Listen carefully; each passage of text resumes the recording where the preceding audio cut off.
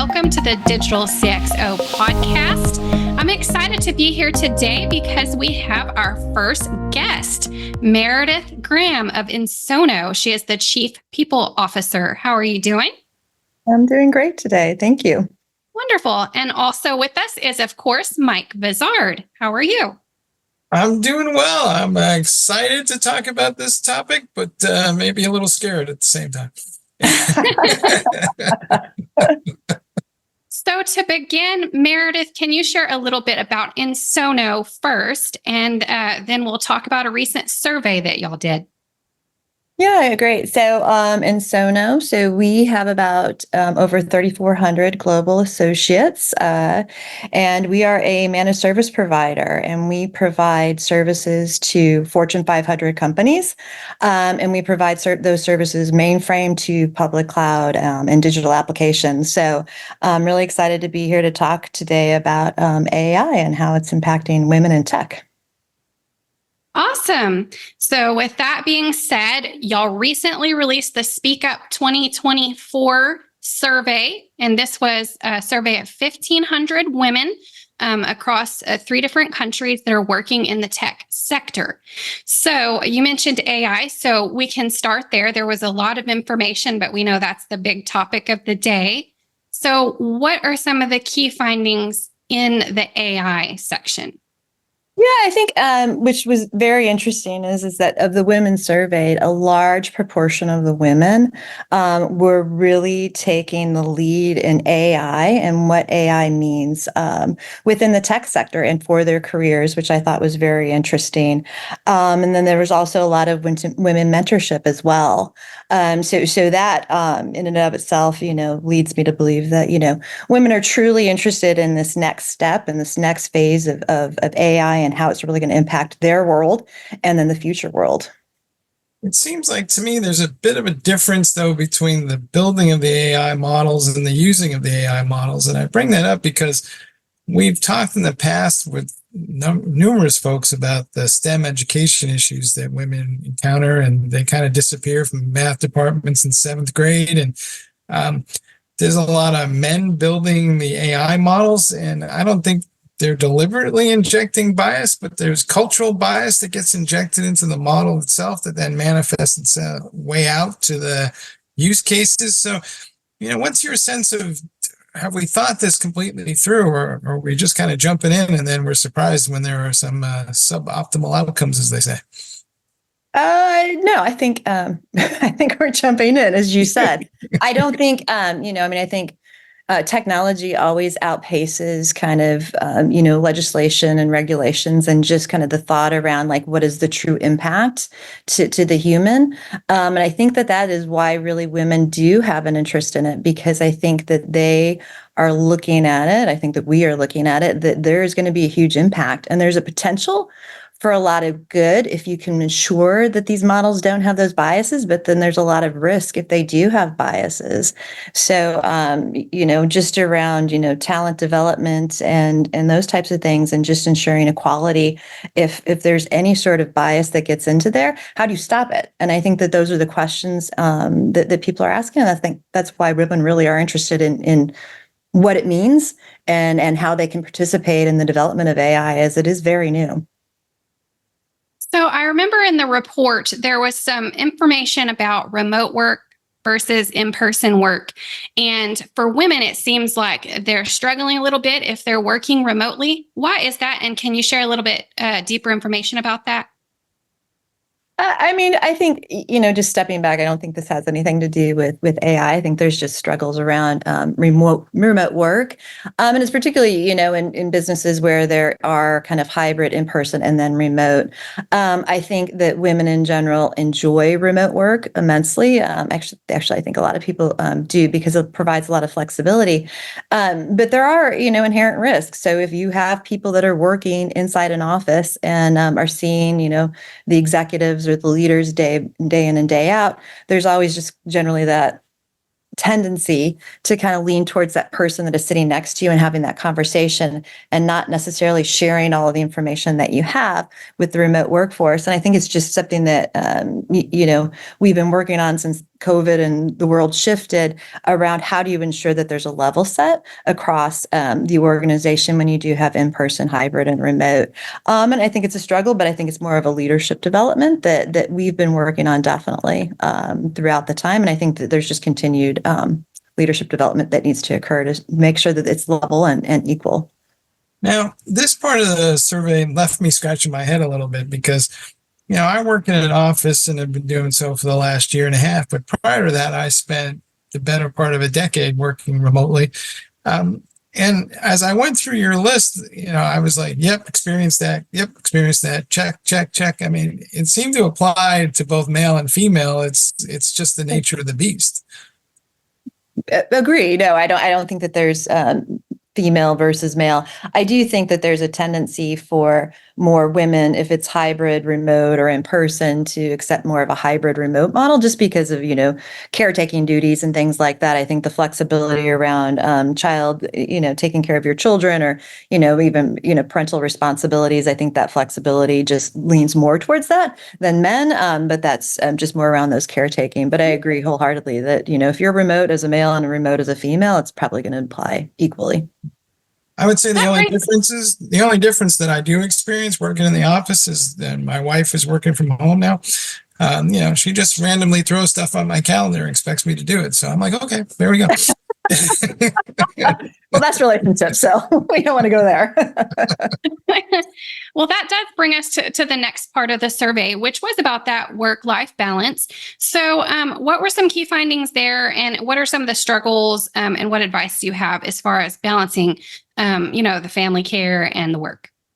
Yeah, I mean, it's always difficult. I mean, again, so women generally have the caretaking duties generally fall on women. That's not always the case, and so there are struggles around that work-life balance. But the remote hybrid, I think, really enables individuals and women to have that flexibility and to be able to do the work that they need to do at different hours and not always be, an 8 to 5 type of thing. So, I wish, people with children and I would say that 8 to 5, is doable for most, but it isn't, in reality. So I think, that flexibility in that hybrid really is very important. And I think, some of the mandates that employers are giving around being in the office on Tuesdays and Thursdays, I think that is adversely impacting women because, I think they want to be able to have the opportunity to come into the office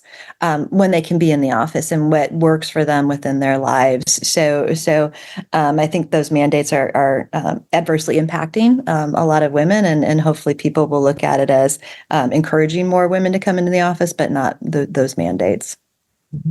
We were just having this debate on the Tech Strong Gang, which is another show that we do.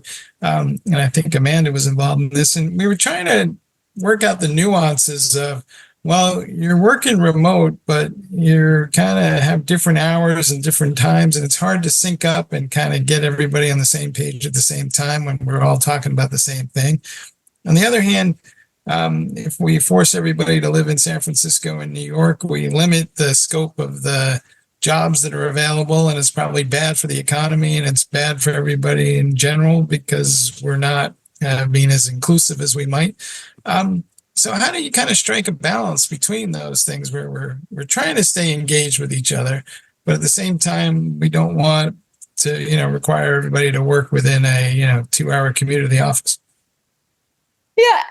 I mean, so, I mentioned at the beginning, we're a global workforce. Half of our workforce is in India, a portion is in Europe, a portion in US. I think, that said, most companies are going towards those global, and you find those times where you connect and where it's important, and you prioritize those meetings, you prioritize these Teams meetings, these Zoom meetings, to make sure that everybody's on the same page. To mandate people near offices are also excluding, if you look at the global workforce, huge groups of people. So that India workforce, they tend to work late so that we in the US can get up early and Europe can be in their afternoon, so we can all collaborate equally. So I think it's just setting those expectations around what's important and the timeline of those hours that you have to be available, and ensuring that you work around that. I think most people would agree that they can make that work within their schedules as long as they know in advance. What did women have to say as far as the overall work culture? I know there was some information in there about the culture. Yeah, I think overall, there was good news around how I think that women are feeling more connected in the workplace, and things are really improving. I think that said, some of the feedback was that there's still some areas of improvement that need to occur. I think there was still some feeling around microaggressions and some limited discrimination. And I think again, it's around developing our leadership. It's developing the culture in the organizations to break down those barriers. But overall, based on where we were, a few years back, when we did the first survey to where we are today, I think that most women kind of expressed that they saw a lot of positive improvements, which was great. Mm-hmm. Is it your sense that, that's a marginal improvement, or is it your sense that we still got a long way to go, or where are we on this journey before the guys run around and declare victory? Yeah, no. I would never declare victory. So, and it was only 1,500 women. So it was a sampling. But I think it's great, though, that we're starting to see improvement overall. Where we were, even 10 years ago, even before we started doing the survey, I think women would say that we've made significant improvement, but I still think that there's a long way to go to true equality within the organization. And a lot of that too comes from, if you look at the tech sector, there's not a lot of women still in leadership roles, and true equality comes from having, equal parity throughout an organization. And so there is a lot of work that still needs to be done. But that said, there's been improvement. And so I'm really happy with what I've seen and heard. Wonderful. And I do believe the survey did show that there are more women entering into the tech sector. Is that correct? Yes. So there's definitely more women entering the tech sector. So we definitely, and even in Ensono, we've seen a lot of, women joining, where we're getting into an equal parity situation at those junior levels. But again, still a lot of work to be had, particularly in the senior levels. Do these issues also apply to other forms of inclusion that we're trying to achieve, whether it's LGBTQ or it's just simply people of different economic backgrounds?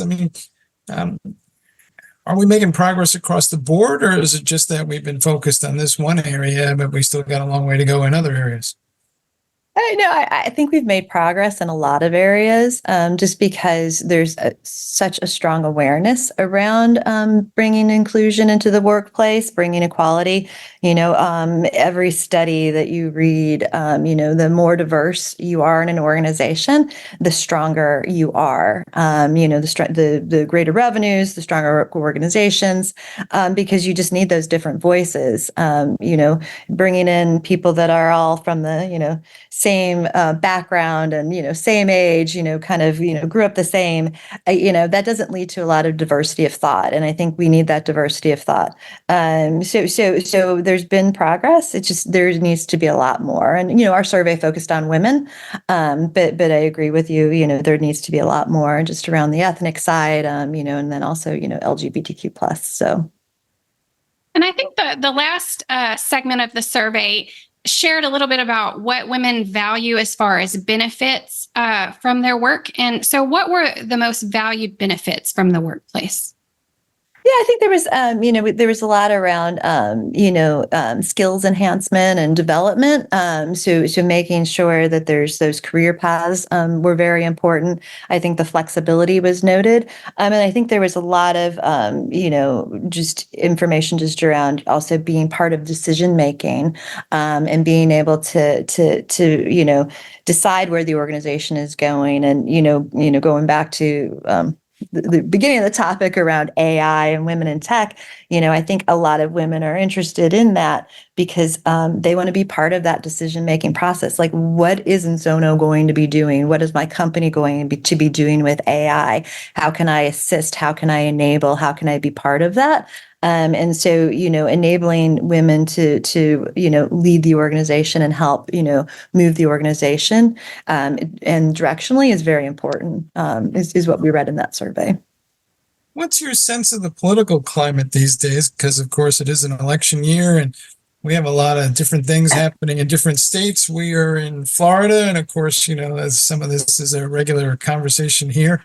But it's everywhere, right? The Republic of Ireland just had a referendum that changed some of the wording in their constitution about what defines a homemaker. And apparently not enough people showed up. So it went down in flames, and much to the surprise of the political leadership. But it seems like it's a global conversation. And I wonder, does it matter what the government thinks, or should each company just do what they think is right?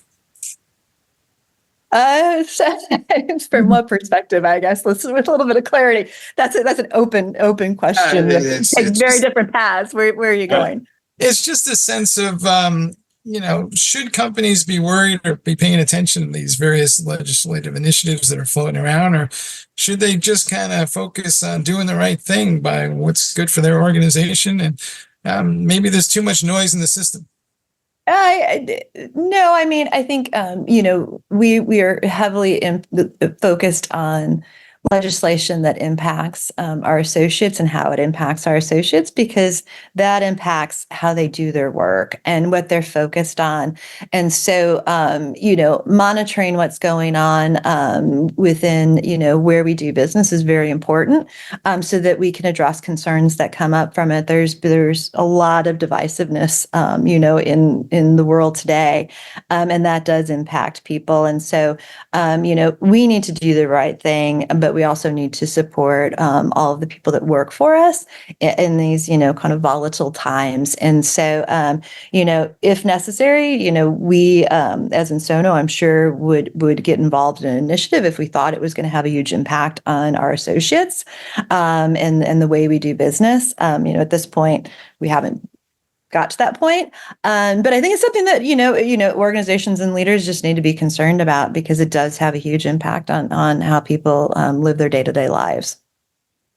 Wonderful. So I think we have covered most all the sections of the survey. So if there was one key takeaway that you could leave our business leaders with today, what would that be?